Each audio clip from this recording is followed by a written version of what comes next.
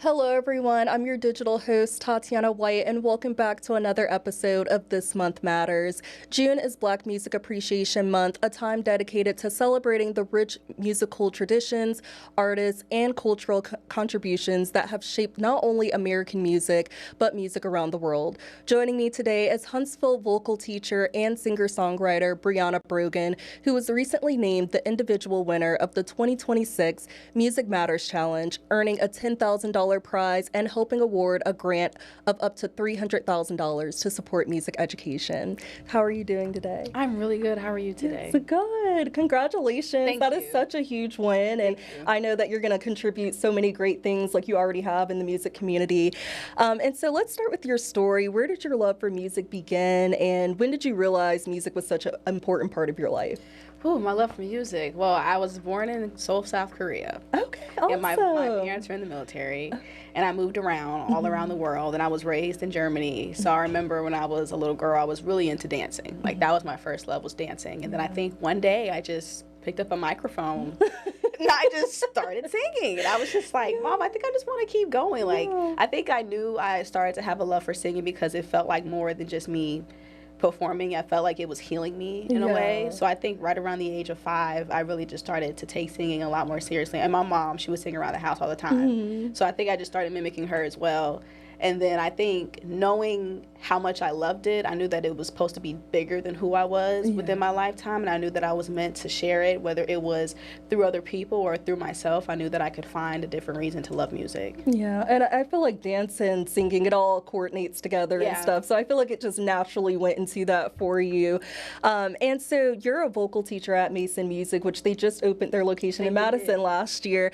And so what has that journey looked like for you, and what do you enjoy most about teaching music? Because I know like singing and then like teaching it to other like young kids. I think the biggest thing was to know how connected music can be. I think that Mason Music took a chance on me, and I'm so grateful for that. I knew that I had always loved helping the youth. I always loved teaching. I always loved music, and I knew that I always wanted to contribute that back to children and back to people that wanted to learn more about music.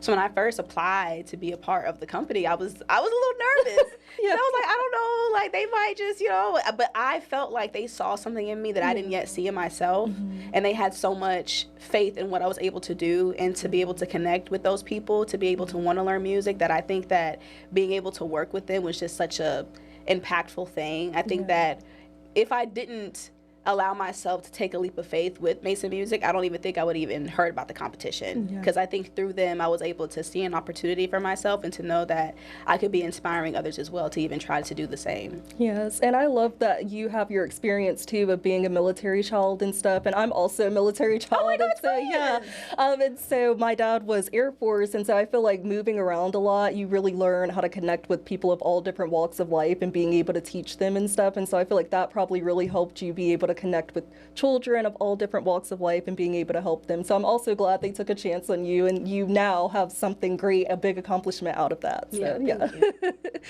And you've spoken, I've read a little bit about how music has helped you with grief. It's helped you with uncertainty, difficult moments in life. And I know music can help in like grief, happiness, all different types of things. And so how has music personally shaped who you are today? Well, I think that's a great question. I think music has personally shaped me because I think without it, I wouldn't be who I am today. I think that because I grew up in such a environment in which I was always moving, it was always something new. I really didn't have a strong consistency. But I knew that regardless of where I was, whether I was in Germany, whether I was in Korea, whether I was in Virginia, North Carolina, Alabama, it didn't matter where I was or who I was around. I always knew that I could go back to the center of music.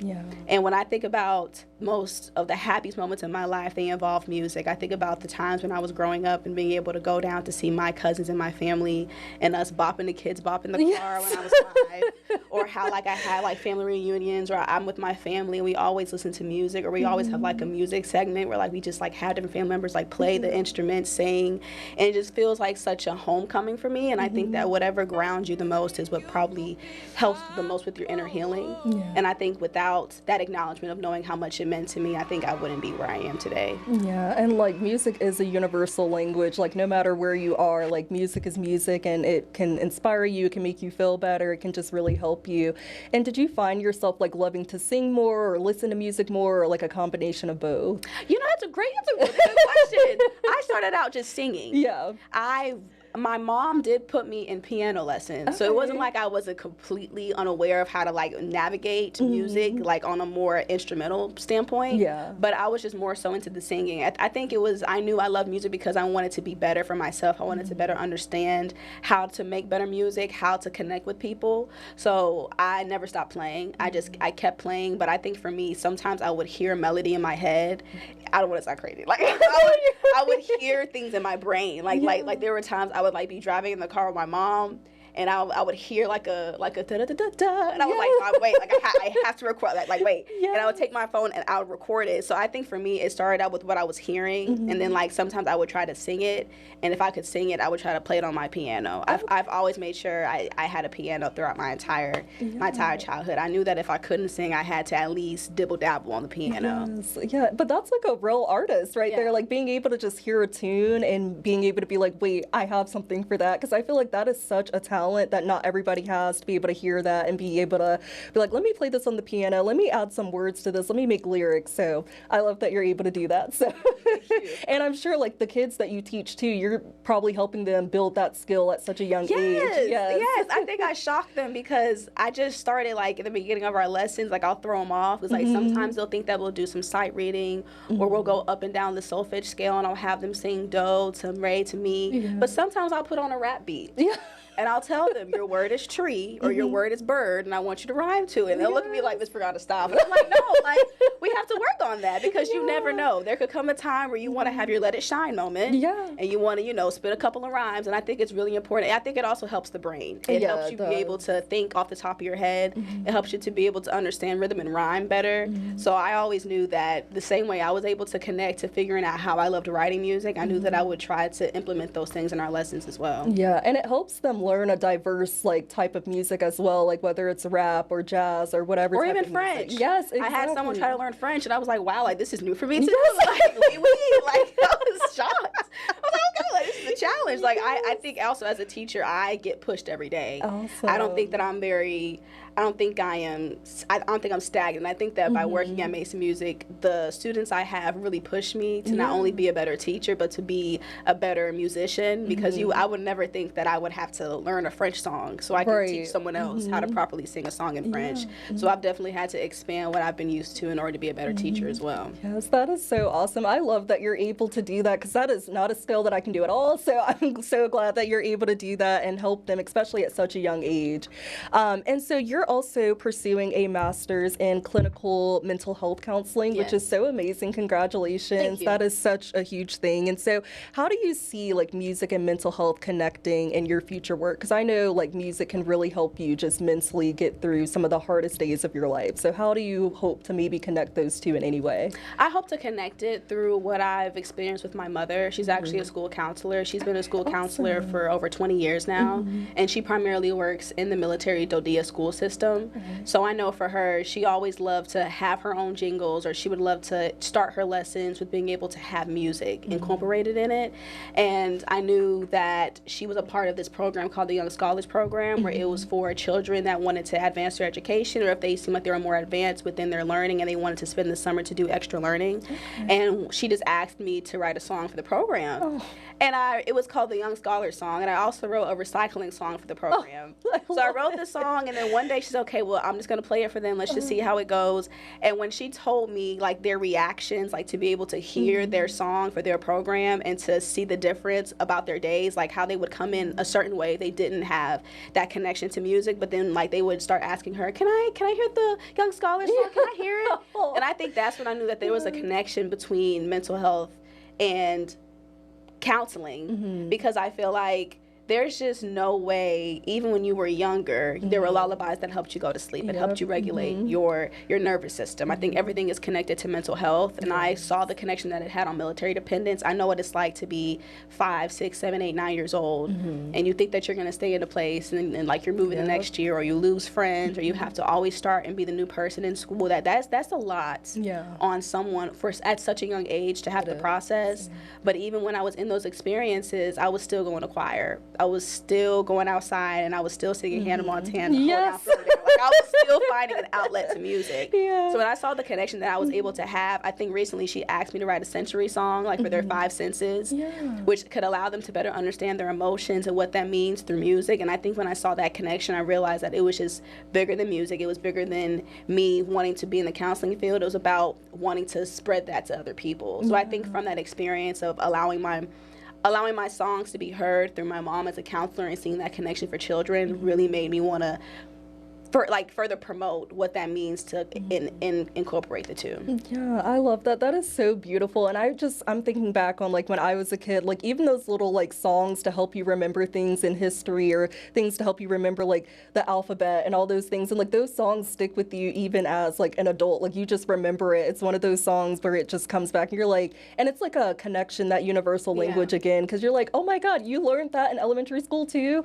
And then also, like you said, when you're moving around, like that's one of the first things you can connect with people about, like other students, if you're the new student and you're like, did you listen to that new Hannah Montana song? And they're like, yeah, girl, yeah. And now you have like a new friend and like, boom. So I just feel like, yeah, music just connects people and it really does help a lot, especially in school and mental health. And so I love that. And for people who may not be familiar with the Music Matters Challenge, what is it and like what inspired you to enter it? How did you hear about it? So the Music Matters Challenge is actually attached to an organization called Let Music Fill My World, and they promote music education all throughout the United States. And I heard about it. I went on Instagram one day, and Mason Music had posted how they were having openings for you to record your version of the song for the Music Matters Challenge for free in Nashville, Tennessee. And I was like, whoa, take it back. Like, what even is this? So I clicked it, and I was able to go to their Instagram and then learn more on their website. And the overall premise of the competition was to really allow people who loved music to be able to express themselves in their own creative outlet, and then to be able to explain why music is important and why it should fill not only your world but the worlds of others, and why you should figure out what that means to you. I think that through that process of wanting to be a part of the competition and then trying to see how I wanted to write my version of the song made me find my why. Like, why do I love music? Why am I doing this? And I also loved how they really promote music education. I know for me, I was always a part of the music education system. I've always been a choir kid since kindergarten. I did choir from kindergarten all the way up to college. I never was not a part of choir. And I think those programs can be so heavily underfunded that I do think that it can hinder the growth of so many students and teachers who really want a better music education. And I think that I knew that I was being a part of something bigger than myself. I really wanted to be able to have that impact within music education because I saw what it could do for me. So I was like, you know what? Like, I'm just gonna see what this is about. And they did have a website, and they had like this link tree, and it had all the links to where I can learn more about the song, I can learn more about the organization, I could actually get I can actually get like the score to like see what the notes look like, to understand like how they wrote the song or how I can make it my own. And I think just seeing how open and how willing they were to allow me to be vulnerable in that process. I think that when it comes to such a important question of what does music mean to you or why does it fill your world, I think that should be an outlet where you can be the most vulnerable to express what it really means to you. And I really liked how they formatted everything to really be whatever you feel, whatever you hear, whatever you see, let that be what moves you to write your version of the song.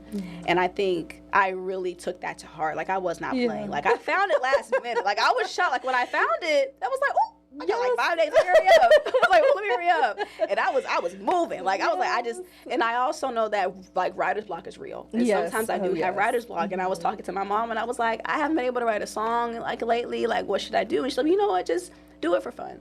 Like, do it just to challenge yourself. Do it so it can kind of help you get out of your writer's block. And it did just that.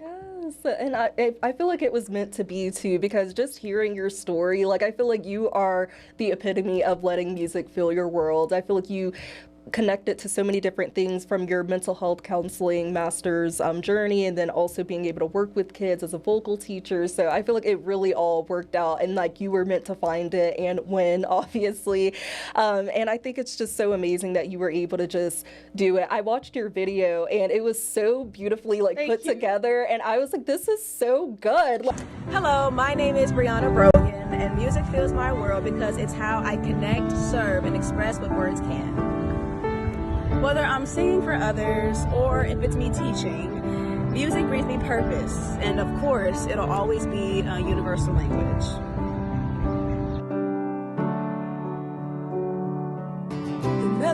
hear the music's calling me, telling me I should follow my dream. I could feel the rhythm in my soul, and the beat of my heart lets me know to let music in my world, music in my world, music in my world. It's a better world. To let music in my world, music in my world, music in my world. It's a better world. Shout out to my friend Cam Cooper. Shout out to Cameron Cooper. She is so real for that. Yes. No, like seriously, like I called her last minute. I was like, I need some help. Like I'm gonna go to Big Spring. Be a lot of people there. Let's just ignore it. Let's just see what happens. And she was like, are you sure? And I was like, yeah, like let's just go. And she stuck that out with me. She came with me to Nashville. She was there when I recorded. Awesome. And then she also was the one that was actually holding the camera because she kept saying like the win is a paid actor. Like, we did not It looked expect that. great. Like I was not expecting that. The editing was beautiful, and like those little tidbits of like your life like spread in there, those little videos. I was like, I love a good montage, and that was just that was everything. So and I understand like you had found out a little bit about like you talked about the deadline like right before it happened, and so what was that experience like submitting it? Like how did you feel? Like did you feel confident? Were you like, okay, this is what we got? Like honestly, I felt very disassociated from it. Okay. I know that I always perform. I always sing the national anthem. It's not like I wasn't always a performer or I never tried to be a part of different competitions before, but I think I've experienced so much rejection. Yeah. And I always say that a rejection is a redirection. Yes, and in that moment, I really had to lean on my faith. I was like, you know what? Like, I'm going to have to let go and let God. I'm just going to have to just allow myself to enjoy this experience and then pray about it and then let it go and just leave it all to Him. So when I submitted it, I let it go. I think I submitted it like the night before, and I was so nervous. And I just prayed. Like I took my computer and I was like, all right, that's it. And I just closed it with the band. Like I said, I gotta let it go. So like, cause I know I have anxiety, so I'm gonna keep thinking about it. I'm gonna keep twirling my ring. I'm like, ooh, what's going on? So I was trying my best to just let that be a new lesson for me on how I can self-regulate. How I can allow myself to be immersed in what I love to do, and then to just let it go and then let it be what it's supposed to. And I think a couple of weeks I went by and I had got an email. I actually have 2 jobs. So I was at my first job and I got an email and I was like, oh, wait, I got to go to the bathroom. And I called Mom and I was like, Mom, like, I'm a finalist. Like, we got to lock in. Like, this is real. And she was like, what? And I was like, I know. Like, I was trying to send her the email. I was like, it's real. Like, look. And I, like, in that moment, I was like, okay, like, I think, like, I was like, God, like, is this... hello? And I was like, okay, like, I think I'm gonna go ahead and just, once again, just like leave it to Him. Like, I always say that, or my mom and my dad always say, if you do your best, God will do the rest. Yes, absolutely. They always say that. And I try my best to live my life that way. And I think within the past 3 years, my favorite Bible verse is Proverbs 3:5-6. And I've really tried to learn to trust in Him a little more and lean not on my own understanding. And throughout that entire experience, I really just like had to let it go to God. Because I knew that regardless, what is for me will be for me, and what is not, there will be something else. So I always try to have that mindset going into everything I do. So that was really how I went into it. Yeah, and that's one of the best ways you can do it, because like it can be anxiety inducing when you have something big that you want and you're just like, you know what, I have to let it go because there's nothing you can do. You can't like be there for the decision process. So you're like, let me just let this happen, and whatever is meant to be, it will be. And clearly it was for you, and you're able to use this as inspiration for some of your other students.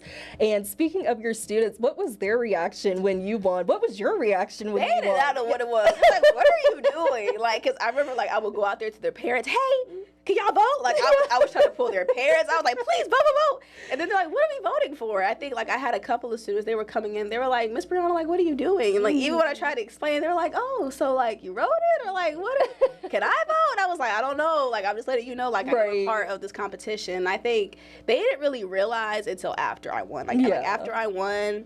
And then after, like, I think, like the word started to spread around, like, a lot of them, they would, like, look at me with such admiration. Yeah. And I wanted them to not only look at me with admiration, but to know that they could do it themselves. Right, yeah. Because I do have 3 younger brothers, and regardless of what I do, I always want to set the example for them. And I know that I am their vocal teacher, so I'm always setting the example, especially with what they see themselves doing in regards to music. Yeah. So I told them, like, I don't want you to look at me and think to yourself, oh, I can't do that. I want you to Right. also tell yourself, if my teacher can do it, I can do it too. And I think a lot of them are like, oh my God, like, you're a celebrity, you're famous, like, bro, I would go to the cafeteria. I was like, I am still Miss Brianna. Yeah. Like, we still have our dance breaks in the beginning of the lesson. Like, nothing That is is changing. But like, a awesome. lot of them just like started, oh my God, oh my God, oh my God, tell me this, tell me that. And I was like, I'm still Miss Brianna. Like, I still come in every day. I would never treat them any differently. I would only want them to really be observant of what they can see and how they can apply that for themselves. Yeah, and I think that's one of the biggest things too, is just like your humility is everything. I feel like the more that you stay humble and like you didn't let this be like, oh, I won my $10,000, I'm about to go off wherever, like you're still like, oh, I still want to be a vocal teacher. I still want to be able to help these kids and know that if I did it, you can do it. And even if you didn't win, like just knowing that you still put yourself out there, and that even in itself is an example to them that if you put yourself out there, no matter if you saw it 3 days before the deadline or whatever, like if you really put your mind to it and your heart into it, like you have the opportunity. So and you never know. Yeah, you never know. Like you have to Life put is yourself out there. unpredictable. Yes. It could rain tomorrow. We don't Right, know. exactly. Huntsville. We don't know, so you might as well. Yes, and I think that's always the biggest thing, is just sometimes people need to be shown, especially at a young age, that if you just put yourself out there, if you just try, like that's all that matters, no matter what the outcome is. It's just showing. And so I think that's a great example of you showing to your students that as long as you just show up and try, and whatever happens, it happens. Yeah, so, that was, thank you. Yes. That is what I was trying to say. Yes. Yes. And so along with the $10,000 prize, you're going to be able to help select a school for the grant up to $300,000. And so what does that mean for you to be able to impact students for music education? Oh, that means so much to me. Like, that means so much to me. I don't think people actually understand the gratitude in which people who love the arts truly would be so appreciative of being able to be supported. I think it means so much to me because I know what it's like to be a part of a program that needs funding and they have to find it themselves, and regardless of the resources that they have, sometimes that's just very, very difficult. Yeah. And I remember when I was in high school, we used to have this thing called Tag Day, where we used to have to put these shirts on. This is real. This is real. Like, this is real. If you went to South County High School, you know what I'm talking about. We used to have to put on these tag shirts. They're like these bright yellow shirts, and we used to have to knock on doors, happy Tag Day. And we used to have to, like, you know, please sponsor us. Can you help our music program? And it would happen every year in September. Like, it was never a year. We never had to do that. And you know, it was always like very heavily pushed, like, y'all have to do it, like, this is important. And I never understood why it was so important until it was time for us to get new risers, until it was time for us to have new binders, until it was time for us to travel for district chorus, but we don't have the funds to travel, until it was time for us to have the same uniform for like when we have our performances, but we can't afford to buy new dresses, we can't afford to buy new suits. I realized that it was so important for it to be bigger than just the students wanting to have more advocation. I knew what it was like to be in a program when we really needed funding, and I do find it such a heartwarming thing to know that there are people in the world that can see why it's so important for students to be able to express themselves and to have those resources and to have those resources being supported. So I think knowing that there was going to be an organization that clearly specified being able to have a grant to help those children and to help those music programs, you never know what a child is going through. You never know what a teacher is going through. You never know what that means for that teacher to come into that work that day, or for that student to come into music class that day. Sometimes that music class could be the one thing that saves that child. And I think that to know that is why we should have more support and more funding within those programs, because for me, music saved me. Being able to go to music class 6th period every other day saves me. Being able to go to choir practice for my gospel choir in college at 7 p.m. on Wednesdays saved me. Being able to sing with people just like me who loved music and to feel connected and to feel seen saved me. And I think that there are so many other children and so many other students that also need to be seen, and I think that they want to be saved. And I want to be a part of that process, to know that they are heard and that they are seen, and that regardless, that they can always have an opportunity to know that their music can always be supported. Yes, I love it. Oh, wow, I really meant that. Yes, I love that. I'm trying to get emotional, but like I felt that. I know. I feel the passion, and I just love that. And I feel like this just more shows like how much you were meant to really win this, because you're so passionate about not just yourself being able to elevate and go to the next level with your music, but being able to help the next generation.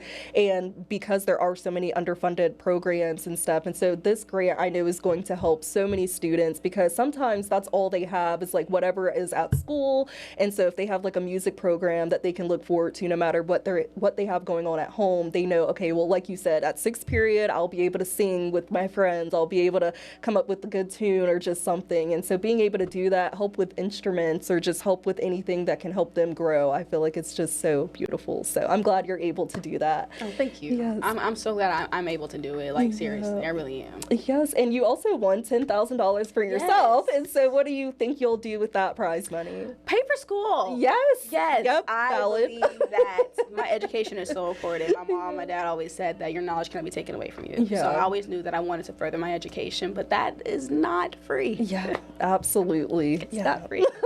And I really was praying. I was like, I need to find something that can really help support me throughout my program, because I really love being a part of the UWA Clinical Mental Health Counseling Program. I love being able to push myself into what it means to be a future counselor.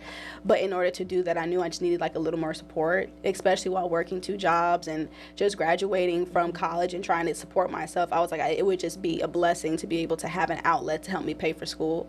And that was really the main reason. Was I was like, I need to pay for school. And I didn't see why, or like I didn't see the harm in trying. Right. Exactly. I mean, like what's the worst that can happen? Right. Yeah. It's still a learning experience. And I also knew like my mom and my dad have always been so supportive of my journey and my love for music. And I remember when my dad started building my mini studio for me when I was 13, like just piece by piece by piece.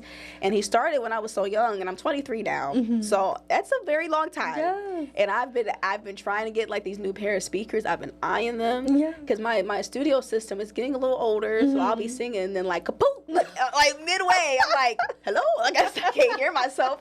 And I'm like, oh, I gotta redo it again. Like, you know what? I think it's time to buy some new equipment. And I'm really grateful to know that I'll be able to get some updated equipment so I can feel more comfortable like recording my songs now. Sometimes I get scared. I think I'm going to put my headsets on, like, ooh, it might explode today. Right. But now I'm like, okay, like now I feel more secure in knowing that I can further support my dreams, especially with being able to get some new equipment. Yes, that's awesome. And I'm so glad that you'll be able to do that, because you'll have like that updated equipment, being able to still do what you love just in a more elevated way now. And then also, school is not cheap at all, especially grad school. The higher education you get, the more it is. So, I'm seeing it. Woo, clear as day. Like, you can't miss it. Yeah, so I'm so glad that you're able to do that. And since this is Black Music Appreciation Month, why do you think it's just so important to recognize and celebrate the contributions Black musicians, artists, and educators have made throughout the year or history? Yes, I do think it's very, very important. I think because it's within me. I think that I am also a representation of it. I know that there are little Black girls and little Black boys around the world, or even that come to Mason Music, that might want to see me, that might want to learn from me. And I think it's very important to be a representation for people, because I know when I was growing up, representation wasn't that widespread. It was really hard to see it, but when you did, you never forgot about it. Never. And I think that that's what's so impactful, is to be able to see people who look like me, to want to change the world. And I know that music is so universal within the community. I think it heals people, it connects people. I think it truly brings people together in a way where it's deeper than just the music. I do think that it also has some spirituality aspects to it, because there are songs that get passed down within family lines. There are traditions that get passed down within different cultures, and I think that because we have that, it allows the community to feel a little more tight-knit and to feel more connected. Because I know for me, being able to sing the same songs every Christmas. Like, I know, I'm like, if my mom does not play the Jackson 5 Christmas album, something's off. Like, if I don't hear the Supremes, if I don't hear Luther Vandross, like, if I don't hear it during the Christmas time, or even how it's like when I was growing up with Beyonce, like, it's just, or Jasmine Sullivan. Yes. When you, or Fantasia, or Jennifer Hudson, when you see certain people when you're younger go for their goals and dreams and you see how impactful their music can be, I think that that can show how connective music really is throughout the world and throughout our community. And I think that I always believe that you should never want to just be comfortable to just not want to figure out what you could do. I always say that if I know I have a gift and a talent, there's something that I could do. If I know that I could be a teacher, if I could sing and I could help someone process something better, I think that's what allows the cycle of why music is so important in the Black community to continue, because I think that there should always be someone to want to continue to further what that means for everyone within the community. Yeah, and like you said, that representation matters, especially you being a young Black woman and just showing like young Black girls like, okay, look, if she can do it, I can do it, because sometimes just seeing like that I one just see person, myself. I'm like, oh my God, I remember when like that was me, and I'm like, I never want them to think that they're not seen. I hear you and I see you and your voice is heard. I want every person to know, especially within the Black community, that you are seen, that you are heard, and that your voice can never be quiet. Yes, exactly. Because silence is deafening.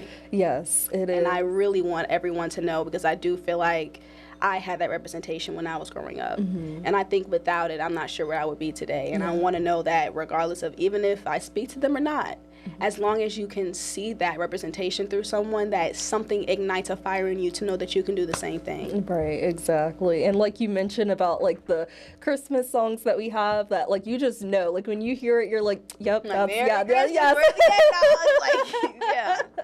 yes, and like you mentioned Fantasia, and so like, you know, whenever just that community of whenever we hear that When I See You beat drop and everybody's like, oh, this is it, this is our song. And so just, I love that. And speaking of, who are some Black artists or musicians that kind of inspired you, or like your sound or anything like that growing up? Lauryn Hill. Yes. Jasmine Sullivan. Etta James. My goodness, let me take it back. Jasmine Sullivan. Yes. I love Jasmine Sullivan bad. But really, Lauryn Hill and Jasmine Sullivan, I don't know what it is. Yeah. But Jasmine makes me feel things that you would only feel if you are connected to music. Or that, you know, it's like when you hear that one song and it pulls something out of you. I think it's the soul. I think it's her story. I think it's the way she goes about her music and how talented she is. I think that inspired me so much. Oh, and Whitney Houston. My voice is going away. Whitney Houston. Love her. Yes, absolutely. But really, Lauryn Hill and Jasmine Sullivan, I've been told so many times that people think that I favor like a Lauryn Hill, and I'm like, I can see it. I don't know. When you said it, I was like, hold on, I can see it. And I'm like, no, like I don't see it. Yeah. But then like when I see her, or like when I listen to her music, like the miseducation of wow. I mean, that it's album, good. Wow. I think like not too long ago, I was listening to Zion, and I thought it was Zion. I was like, whoo, like I feel it. And I feel like when I hear their music, it ignites that little girl in me to feel inspired, to want to sing, to want to also perform, to also want to share my love for music. And I think that growing up, being able to have such impactful voices really pushed me. Even Raven Simone. Yeah. Yes. Cheetah Girls, too. Oh my goodness, yes. Wow. When she popped out that little red outfit, and she started that song out. Wow. Like, it was just the little things that really made me feel seen when I was younger. And I think sometimes they like ignite like that younger version of me that reminded me of why I love music. Yeah. So no, and that reminds me too, because I remember when they had, I had a Wii, and they had like the Disney experience where you could like dance and sing along. And so when Raven Simone's in the front and the Cheetah Girls, and I was like over there just in front of my TV, like I was like, I am one of them right now. Like it's that red apple with the hat. I yes, remember. It was. Like that is my favorite movie. Like being able to hear music at such a young age really, really made me who I am today. I don't know if I'd be the same without it. Yeah, absolutely. And even like you said, Lauryn Hill, like when I hear her music, it just gives me chills. I was like, this is so beautiful. And like you said, like you just feel it so deeply. And for her to have made like just like that one album and it still just be so like huge is everything and just a testament of. And my favorite song that she's ever sang is His Eyes on the Sparrow. Yep. That was the first ever song I learned that she sang, like the first ever. And even when I started learning it, I was like, ooh, like I think I was feeling it differently because I was looking at it through the lens of whatever she felt through the song, and I think I was starting to realize that song had made such a big impact on me, and I don't think I would have been able to have access to it if I didn't discover that version of her singing the song. So even as small as being able to find different music or being able to discover what I'm changing or how I'm growing vocally is also why I think that artists are just so important. Yeah, it definitely is. And especially like Black gospel music as well. Like I think about just how it just feels like you just feel it and it really just feels amazing, and just the choir and all of that stuff. So when you said you did choir, I was like, I love that, like being in church and hearing it, and you're like, I feel this in my spirit, they're singing to me right now. So and music has of course been like a long source of just storytelling, healing, and community within, the Black community. And so how do you see music bringing people together and just helping navigate those life challenges? Wow, that's a really good question. I think that music can bring people together because I think about even when there were moments where people didn't feel seen, they were still singing. Even if it was like We Shall Overcome, or if it was different hymns or different songs that let us feel connected, regardless of any struggle or regardless of any setback, there was always the core of music.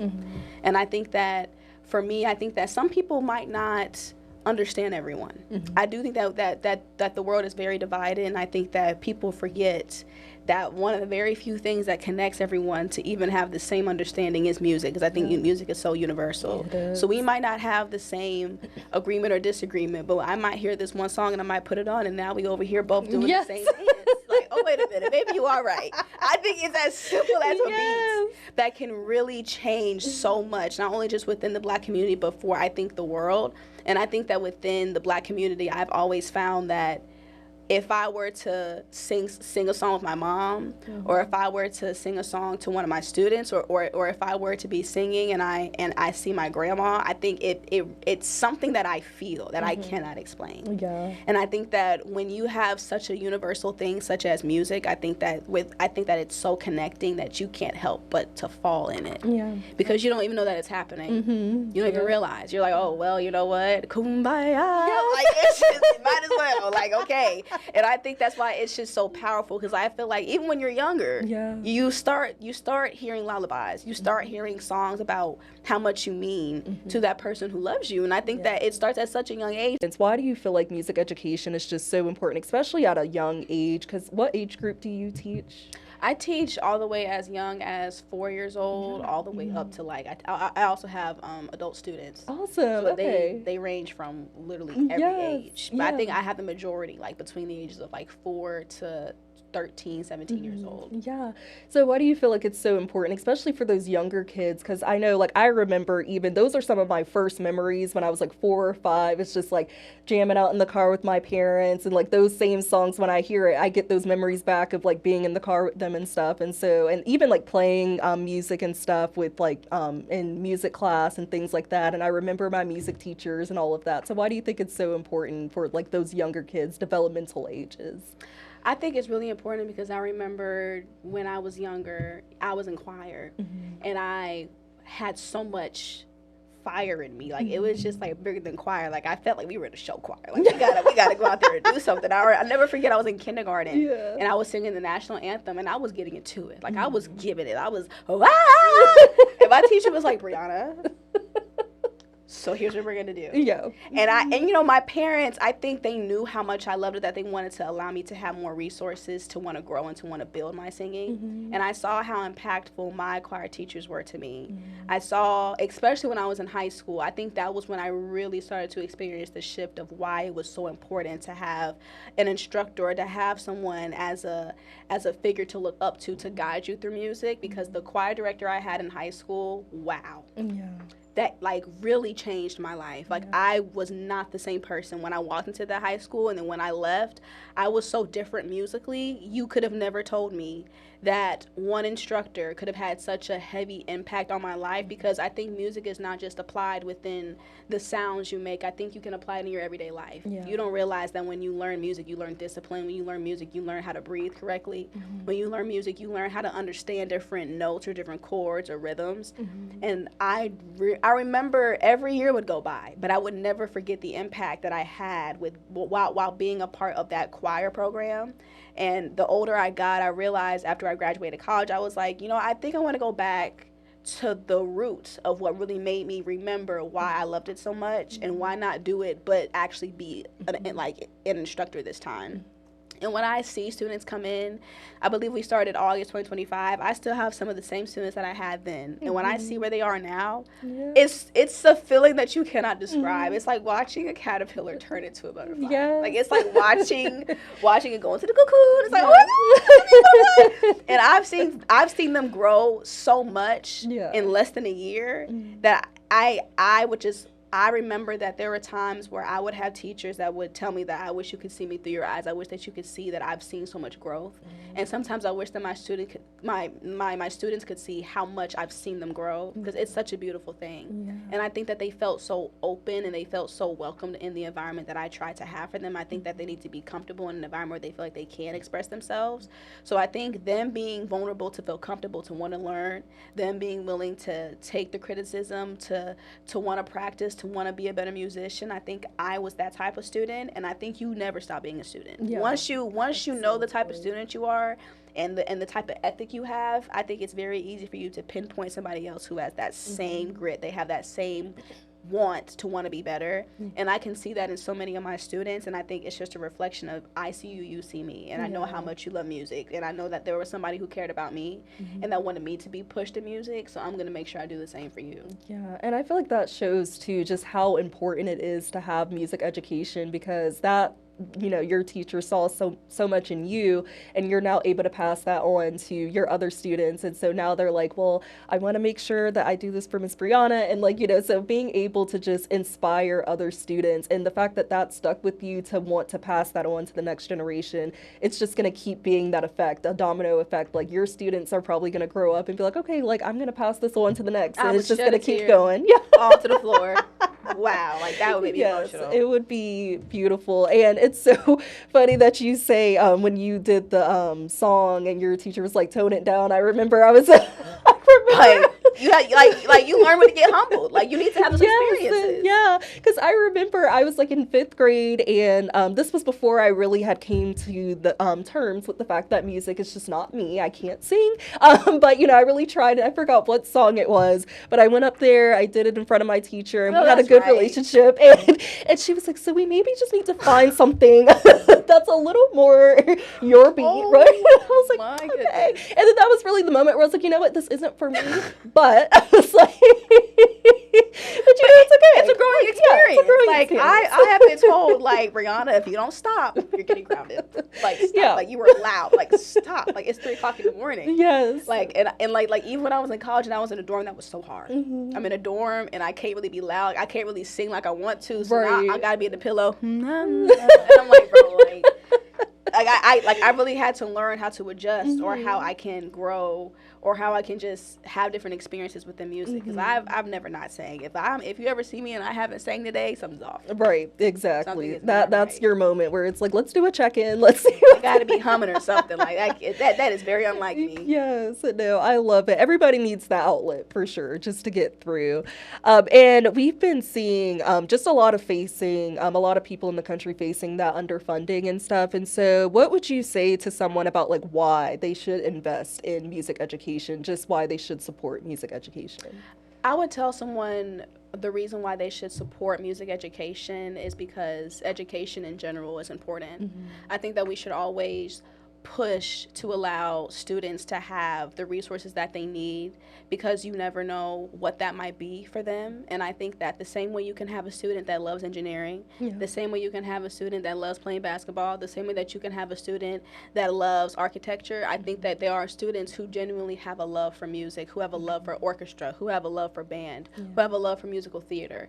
And I think that whatever they find within themselves, I think that you never know what type of impact that they could also have on someone. And you never know what that could mean for someone. I mean, that could be a student who is so far advanced within their musical understanding that they could have scholarships, that they could be able to have open opportunities for themselves, but they're just not in the place in which that they can find those resources. And I think that it's such a beautiful thing to know that a student is taking a path, but you can just clear a little way a little more. Right. I think I know what it's like to be in school and to want to do music, and to think to myself, well, golly gee whiz, like, I wish I could do this, or I wish that my program was able to do that.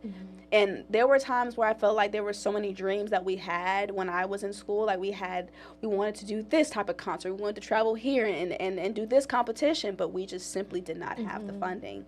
And I do think that can limit the talent that students have to want to be able to share it with the world. And I think that to know that you could be changing a child's life, or whatever that might mean to them in regards to why they love music, should be enough for you to tell yourself, if I can change their life, then why would I not take the opportunity to do so? Yeah, absolutely. And I think it's like, you brought up a really good point. I think a lot of the times when it comes to the arts, those can be overlooked as something that needs funding, because people are like, oh, like doctors and nurses and like athletes and stuff, a lot of it goes to sports and stuff. But a lot of the time when it comes to like acting or singing and things like that, it's not really as seen as something that might need funding. But like you said, you guys want to travel and go in different places. I remember in 5th grade, we got funded to be able to go sing in like Universal, and that meant a lot to us, just to be able to sing in Universal. But getting that funding was hard. You know, we didn't do the what did you say, tap that you get? Tag day.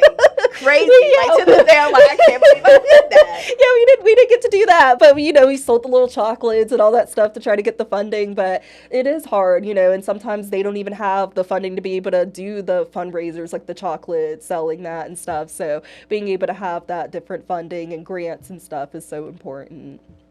And so for anyone who's watching who loves music and is thinking about pursuing it, or their child's interested, what message would you like to leave with them, if they just encouragement for them to want to go after their dreams?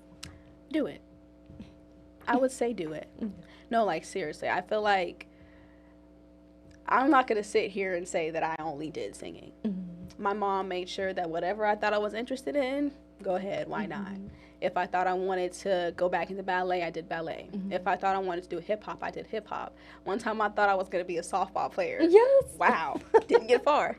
But my mom was like, you know what, you want to try it? Go ahead. And I think that if there is an inkling that you might think that a person might have even the smallest love for music, I would say to nurture that and to support that, because you never know what could come from that. And I think even if they're not knowing that they're doing it for themselves, I think that music can be so healing within yourself. I think that without music, sometimes I sing to myself, and that makes me feel so grounded, and it makes me feel so connected with my inner self. And I think that there's no harm in wanting to support someone's hopes and dreams, especially if they know that they're doing it in a reason that's bigger than themselves. I think that most of the time when you have a love, especially for music and singing, it connects so many people in so many ways. And I think that it's really important to promote more positivity and to promote more dreams in the world, because so many dreams get crushed. And I think that we need to have more like representations of what it means to support someone and what they would want to do, even if it's as small as just trying one simple trial lesson, or maybe they should just sign up for a talent show. Let's just see how it goes. I think there is no harm in trying, because if you try, you'll never know. And we're only on this earth once, so why not? Exactly. I would hate to have the fear. I would hate to have the fear of missing out. Yes, like, that's exactly. crazy. I will not have FOMO. Right. I'm just gonna do the. I've had so many trial students. I might see them again, or I might not. But I know that at the end of the day, they were able to have their first experience within this environment, and they're able to know that they are supported, and if they ever want to take the chance to further their education in music, that it's always open to them. And I think that why it's really important to always support that. Yeah, and you, even if they don't, you planted that seed, and wherever it goes, it can be into music or something that's connected, because music is connected connected to a lot of different things. So I think that's so amazing, and I hope that you're able to continue to do that and uplift and build these kids up. And I think it's so important too, like you said, I love how your parents were able to just invest in you and just give you that one trial lesson, whether it was in the softball or in music or whatever. And just, I think it's so important just to invest in it, even if it's just a small like lesson or a small like just one season on a team or something, and just seeing how it goes. Because like you mentioned earlier, what's the worst that can happen? It just doesn't work out and you move on to the next thing. So it's a lesson learned. Yeah, lesson learned, and you find what you truly love, because there's something out there for everybody. So. Yes, I agree. And how can people stay connected with you or book vocal lessons with you? Yes, you can go to the Mason Music website and then hit Madison area, and you should be able to book a trial lesson. I actually cannot fully see it from my end, but I do know from the steps I just gave, you should be able to locate me in that way. Yes. Or you can follow me on Instagram, Breona.Brogan. And I also do post my vlogs when I have different national anthems, or when I'm performing. I always do like a little summary on my TikTok, Breona.Brogan. And yes. Awesome. And my last thing is just, what's next for you and your music journey now that you won this challenge and this competition? What do you see yourself doing next with your music journey? I see myself writing more jingles. Okay. I know I started like with the Young Scholars program. I do hope to continue to write more songs for youth programs to help promote more education in that sense. And I also hope to release a song. Yeah. I've been keeping them like really, really to myself. I think I'm ready to just, whatever happens, happens. Yeah. And I'm also very excited to continue to advocate more for music education. I think that by coming into work every day and still being able to work with so many students, and to be able to know that I'm still able to be a part of that process to help another program is something that I'm very much looking forward to. And I'm just very excited to continue to advocate for music. I didn't think that music would have such a big impact on my life, but I think because I know it has, I continue to know that I need to always find a way to push for it. Yes, absolutely. And I hope like all the best for your journey. I know you're going to do amazing. And I know you've probably seen the girl on TikTok who just kind of jokingly did like that Dr. Pepper jingle, and then they really picked it up. And so you just never know. Like I might be like, that's Breona's voice, like on the next whatever commercial. So you just never know. Honestly, you never know. Yes. So I am looking forward to just see your journey and seeing you make it, because I know you're going to do amazing things. And even just within the community, you're doing so many amazing things. Thank you. And is there anything else that I maybe didn't ask that you would like to share? No, I've had such a great time. Thank you so much for inviting me. Yes, of course. Well, thank you so much for joining me, and you shared so many amazing things, and congratulations again. Thank you. I cannot wait to see where you go next. Thank you. And thank you all for watching this episode of This Month Matters. As we celebrate Black Music Appreciation Month, it's a reminder of the power of music to inspire, educate, heal, and bring people together across generations and communities. Thank you all again for tuning in. I hope you all have a great rest of your day, and I will see you for the next episode of This Month Matters.